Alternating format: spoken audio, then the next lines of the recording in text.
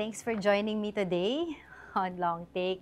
Well, of course, there are a lot of issues that we want you to talk about. Ang dami pong mga pinag-uusapan about the flood control anomalies, corruption here in the Philippines, and of course, Duterte. But I want to know first, of course, you have been very vocal about flood control anomalies. And sa ngayon na napag-uusapan pa lang ay Bulacan, some parts in Oriental Mindoro, and other parts in Eastern Samar. But why do you think hindi pa po napag-uusapan yung bandang Ilocos? Yun nga ang question ko dyan eh. I have a record. All the records of the Diskaya, they have, the Diskayas have 421 projects all over the country. 421, Ito yeah, ang that's panahon right. ni BBM. Now, out of this, mga controversy na flood control, 18 billion, yung top 10 among this flood control project. Number 1, Mindoro Occidental. Number 2, Bulacan. Yeah.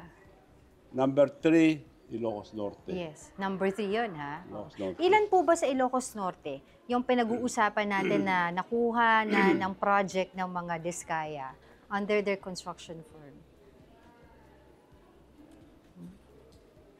Kasi we would like to know, former governor, kung bakit po hindi pa napag-uusapan yung Ilocos. Doon Of nga ako course. nagtataka. Dahil flood control siya ng flood control, bakit binubugbog lang Bulacan and ano?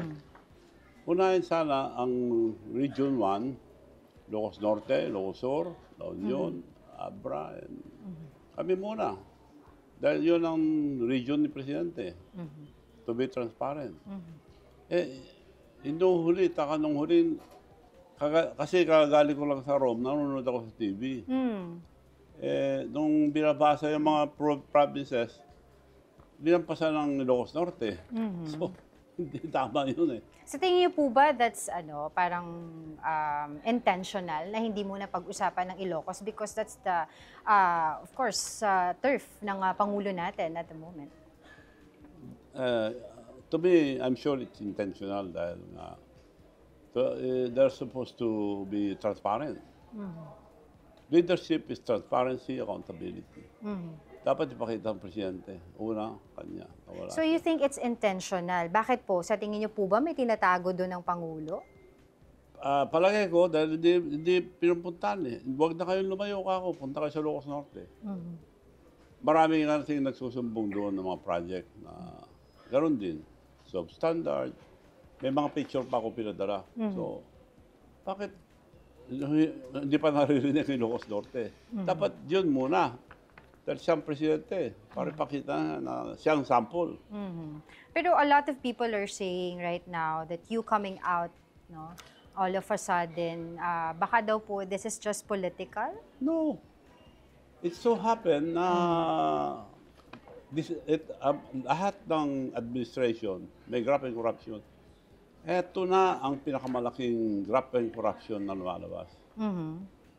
Sumama ako sa kanya to campaign for him dahil akala ko nagbago na, hindi na kagaya yung tatay niya na ang issue nga,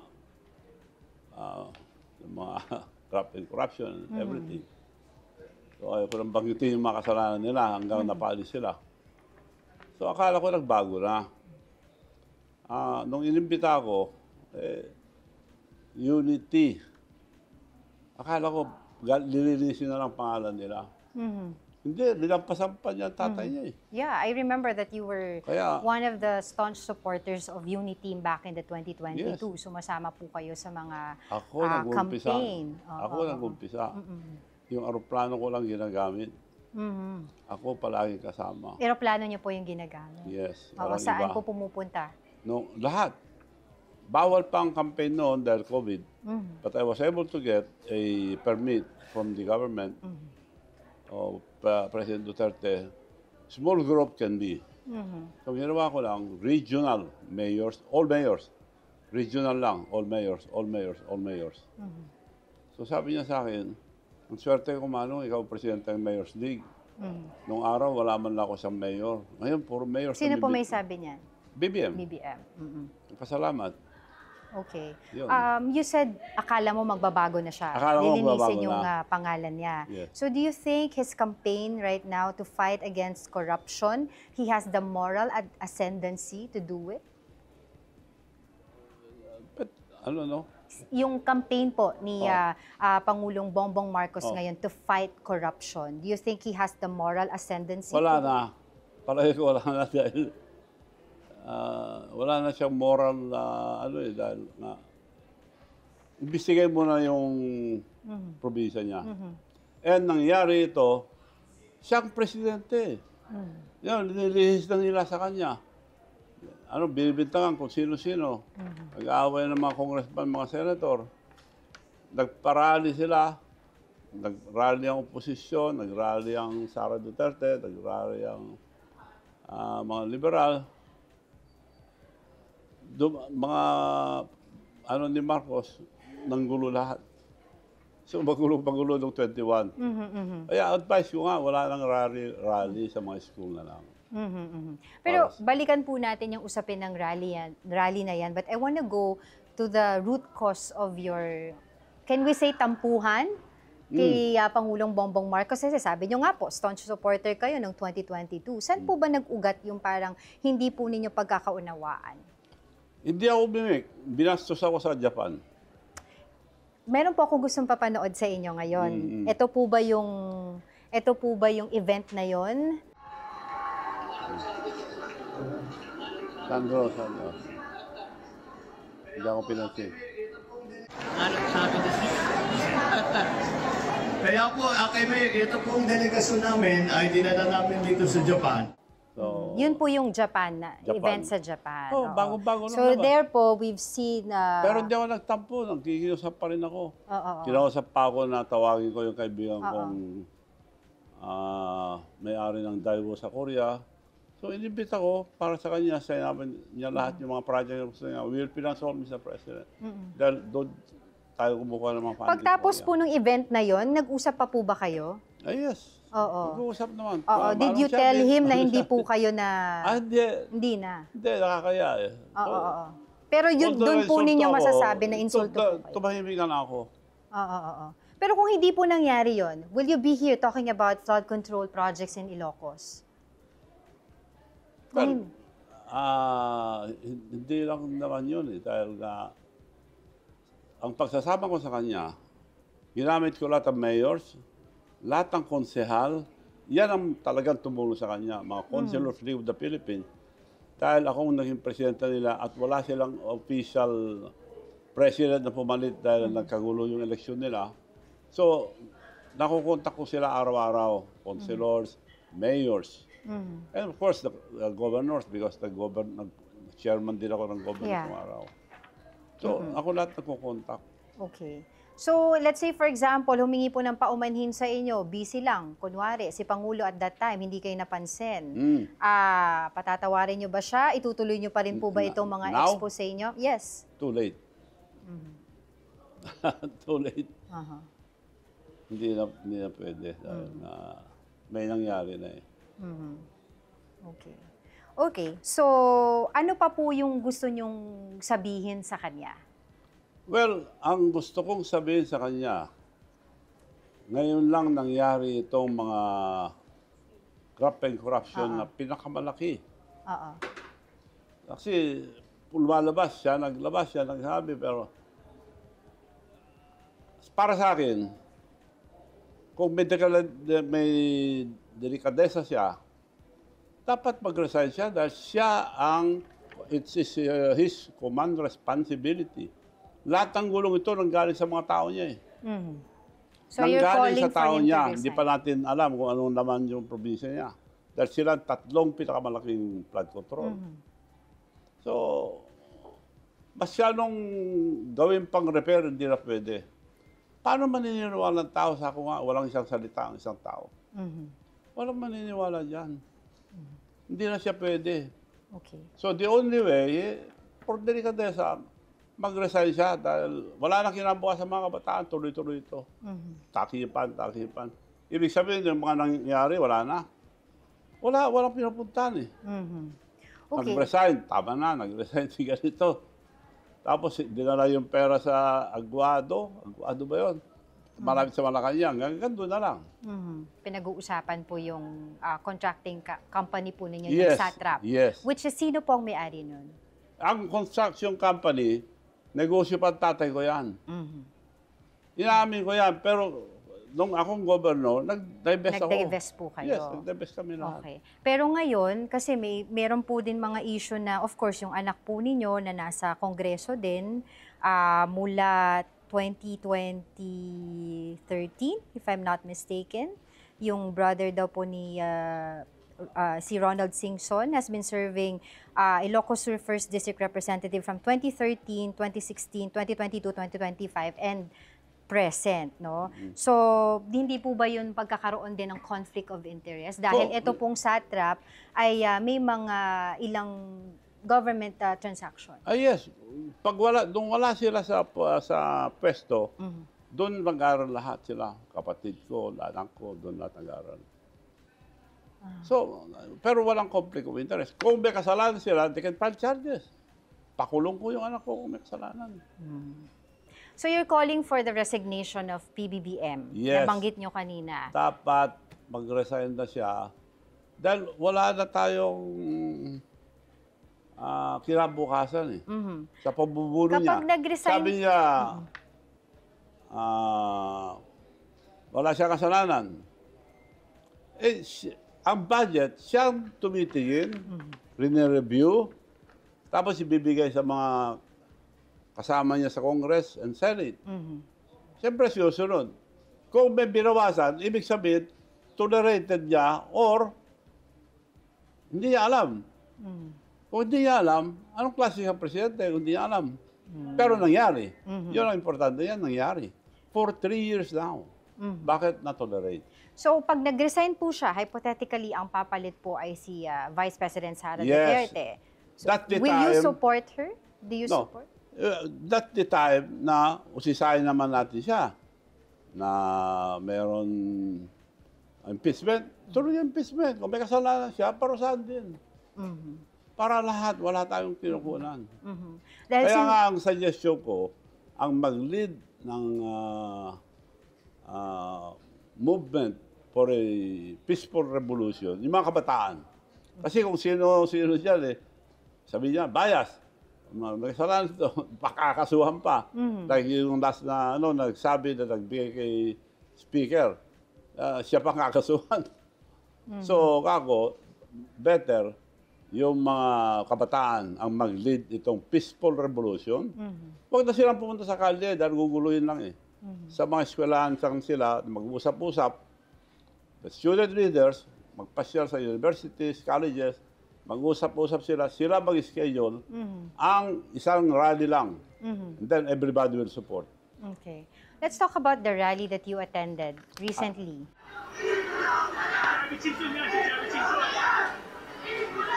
Yan ay mga nanggugulo. Mabuti, nagtakbuhan yung mga pulis. Okay. So what was going on through your mind? What was going on through your mind nung kayo po ay Wala. naglalakad dyan? Sinasabihan po kayo, "Bu, ikulong na yan." Okay.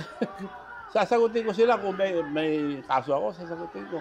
Pero hindi ko, okay lang sa akin dahil alam ko, anti-Marcos ako eh. Di pro-Marcos sila. Pro-Marcos sila nagsisigaw. What was your goal when you went to that rally? Hindi ako pinuntahan ko lang dahil nagpapakain ako eh. Hindi ako nagsalita. Ang dami nagpa-picture sa lugar na yan. Hanggang umabot ako sa kabila. Noong hapon, iba ng tao. Yung mga takdog na dumating doon. Ginugulo na nila yung rally ni Duterte. Ginugulo na nila nung ako na nakita. Doon ako umuwi. Pwede nga, kako malayo yan. Dito bahay. Dito na ako duman. Yung mga takdog na nandun, pro-Marcos. Okay. Pro-Marcos ka ako dahil anti-Marcos ako eh. Pro-Marcos yung mga yan. Ganun. Okay lang. Okay lang. Unlike si President Marcos, binuo siya sa volleyball, men's volleyball sa Coliseum. Yun ang nakakaya. Ako naintindihan ko yan dahil Okay lang po dun sa inyo yan. Padala Walang sila. kaso. Padala ng attack dog yung mga yan. But speaking of ano pa rin po, itong mga flood control anomalies na to, itong korupsyon na nangyayari sa ating bansa, you were once close with the Estradas. No? Sa tingin niyo po ba, ngayong itong implication na naman kay Senator Jinggoy, ano po sa tingin niyo? Talaga po bang may kinalaman siya dito? Hindi ko, I cannot comment on that dahil magkakaibigan na kami lahat, including Erap. Hindi naman ako, went against them kung hindi ako pinapapatay. It was a survival by part. So lumabas ako sa Pilipinas. Pero hindi naman tumagal, magkakaibigan kami lahat. I supported them. Nagpupunta si ex-president sa bahay ko, nagpupunta rin ako sa bahay niya. Sila Jinggoy, magkakasama kami, yung mga anak niya. JB, so wala na yun. It's history to me. So when was the last time you spoke with former President Erap Estrada? Matagal na dahil Tagal na rin po. nung Kamusta nagkasakit. po siya? Okay naman, pero yung mga anak niya nagsabi wag na lang dahil parang may Alzheimer na sabi. So, kung wala sana, araw-araw dadalawin ko eh. Dahil meron ng tao na nagpagulo sa amin. Kung hindi ako pinapapatay, hindi ko siya iwanan. Kung hindi po kayo, ano po? Pinapapatay. Sino po nagpapapatay sa inyo? Hinarang ako eh. Kung sabihin ko ngayon, idedelay lang. Useless. Useless. Dagdag na naman sa... Malilis na naman tayo sa issue. Okay. Isa rin po sa mga issue na pinupukol ngayon, aside from yung corruption, yung mga flood control projects, ay yung political dynasty. Yes. Okay. So kayo po ay, of course, isa sa mga sinasabihan, you have ruled Ilocos Sur, di ba, for decades. Yes. At ngayon po, ang mga anak nyo na ang namamahala doon. Yes. Ano pong masasabi niyo dito sa usapin ng political Good dynasty? na limas mo yan. I am a co-author of Anti-Dynasty. Will go on record.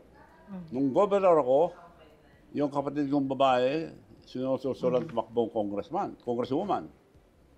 Hindi ko pinayagan. Wag, kako nakakaya. Ayaw kong dynasty. So, hindi ko pinayagan.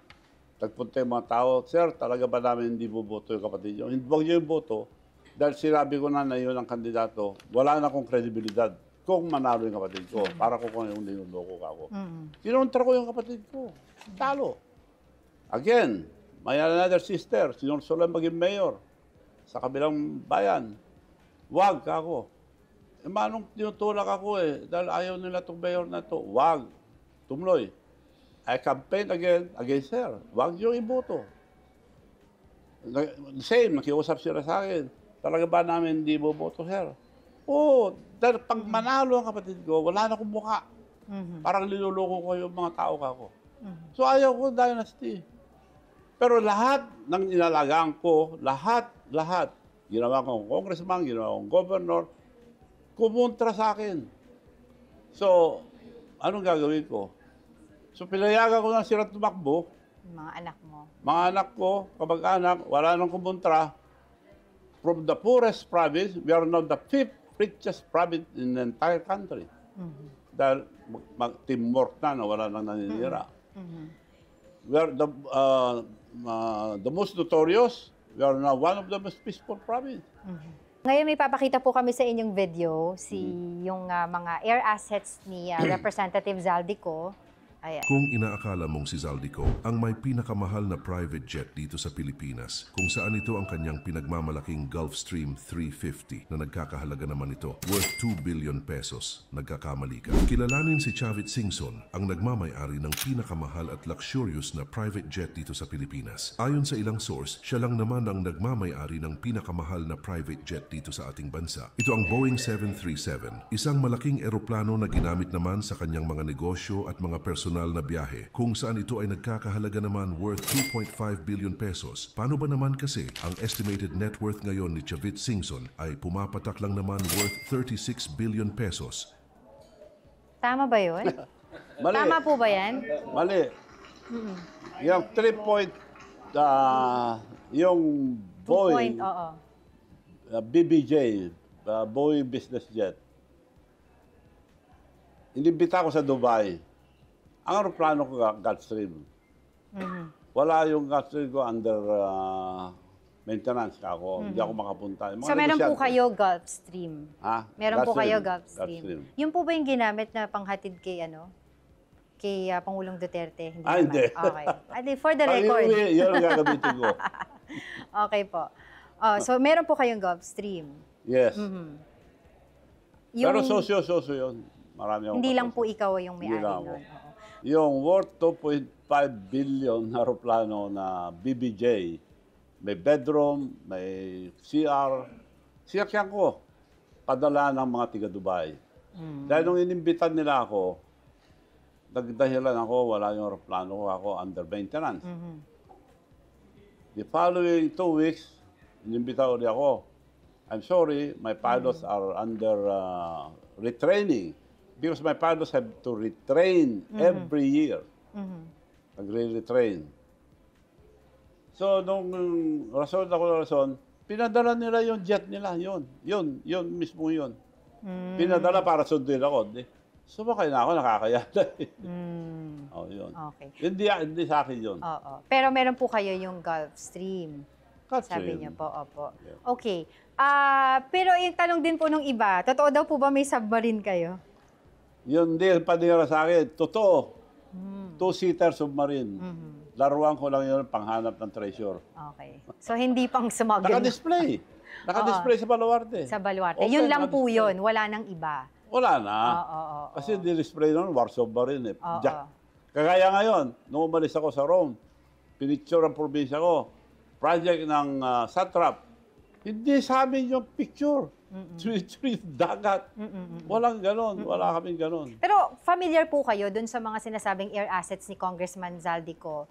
I think during the report, merong sinabi tatlong mga helicopters, tapos isang Gulfstream. Familiar po kayo dun? Yes. Kilala niyo po ba siya personally? Nakilala, pero hindi ko kaibigan. Nakilala ko na. So, how are you familiar with the air assets of Congressman Zaldico?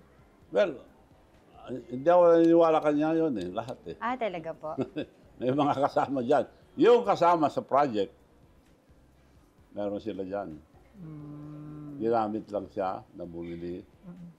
Magkano po yung mga ganun? Hindi ko alam, mahal yan. Hindi ko kaya yun.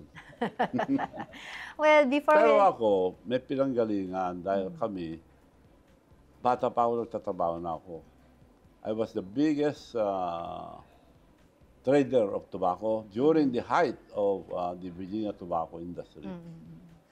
At ako pinakamalaki. Kaya bata pa ako, nakabili na ako ng electric plant. So, meron pinanggalingan. Construction, contractor tatay ko, engineer ang tatay ko eh.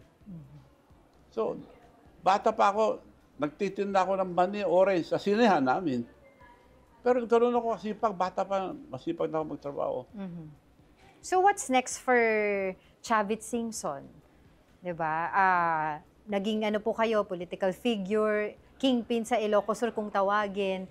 Ngayon po, ano na po, what's next for Chavit Singson? What else is there for you? Alam Ano mo, po pag pong gusto niyong gawin? Pag mag-retire ka, kakalawangin ka eh. So I'll not stop hanggang katapusan. Do you still plan to run? My project, na next project na talagang tututukan ko, the tallest Jesus Christ, will be built in Ilocos Sur. Right now, the tallest Jesus Christ is in Brazil, 30 meters. I'll be building 141 meters. And hindi pa ako decided kung tataasan pa dahil among the images, Jesus Christ the smallest, pangalawa, New York, sunod-sunod yun. Liberty. Pinakamalaki, India. So kung itatayo ko yung 141, pangatlo lang tayo among the images. But we will be the tallest Jesus Christ in the whole world. So yun na lang ang concentration Yan ang ko yun. gusto mong gawin ngayon. Gagawin ko at gagawin yun. At all cost gagawin ko at gagawin yun. Mensahe kay Ubusin ko ang pera ko doon. Mensahe niyo po kay Pangulong Bongbong Marcos. Mag-resign na siya. Para matapos na lahat. Yung mga... Kasi nag-aaway-aaway yun eh. Bintangan. Command responsibility niya yan eh. Human responsibility niya yan. Tawan niya lahat to. Yung mga Pinsang buo niya si Speaker. Yung mga politiko po, kasama na po si Speaker dyan, na implicated din po dito sa mga ghost sa flood control projects. Mensahe po ng isang Chavit Singson sa kanila. Well, mayroon marami kaaway. Dapat yan naman mga kaso, kasuhan, go to the process. Pero kung hahanapin nyo kung sinong, huwag na nung hanapin, hindi nyo mahanap yung mastermind dito sa mga flood control. For delikadesa na lang mag-resign si Pangulong Marcos dahil nag-umpisa ito. Sa term lang niya, ilang bilyon ng inubos. Ito ang pinakamalaking graft and corruption. Ghost project na ito eh. Ako sa mga mayors ko, billing ko, wag lang ghost project. Gumawa na kayo masyadong project, wag lang ghost project. Mag-aaway tayo kung may ghost project ako. At sinusuporta namin lahat yung mga contractors doon. Kung tignan mo yung record, ang dami ng contractor doon. Kukunti sa trap. Hindi ako nagkikipag-compete, hindi ako. Alam mo, downfall. Naka-business deal nyo na po ba mga Diskaya? Ha? Naka-business deal nyo na po ba yung Diskaya? Wala nga Hindi kami pa. project sa Ilocos eh. Na Diskaya eh. Oo. Alam mo, downfall ng mga leaders, greediness. Kung hindi sila ito, yun ang downfall nila. Ang dami na nilang kinita. Nung araw pa, ilang dekada na sila. Asukasuhin na lang ang probinsya nila para umangat naman ang Ilocos Norte. Alright. Ay, no, sa Ilocos Norte, dalawa lang pinakamalaking project. Diskaya and yung mayor ngayon sa Lawag. Billions ang project nila. Napuntahan nyo po ba yung mga, napuntahan nyo na po ba, nabisita nyo na po ba yung mga sinasabing flood control projects doon na anomalous? Sa Ilocos doon Norte. sa Ilocos Norte. May mga nagpunta na, may mga report na sa akin. Tatagal tayo kung sabihin ko, siguro sa next na Sa susunod na interview But, natin. ang nakakapagtaka, 421 projects in Diskaya sa Ilocos Norte. Siya ngayon ang pinakamaraming project. Billions. Oh. Kaya sinisira naman ako ngayon. Ang sumisira sa akin, yung mga attack dog, mga bayaran, at ulol na aso yan, makaamoy ng pera yan, kakagat. Pero masasabi ko sa kanila, okay lang, pero wag nyo ipakain sa pamilya nyo yan dahil galing sa flood control. yung kinukuha yung pera na panira sa akin. But, lahat yan, kung meron man isang totoo dyan, pakukulong ako. Alright. With that, maraming salamat sa pagsama Salamat po po. sa amin dito ngayong... Marami tayo dito, hindi tayo magtapos. Thank you so much. Dalawa lang itong dala ko. Thank you, Marami thank you. pa. Banatan nila uli ako, tako sila. Okay. Hindi ako atras. Hindi po kayo atras. Thank you so much. Maraming salamat. Okay po.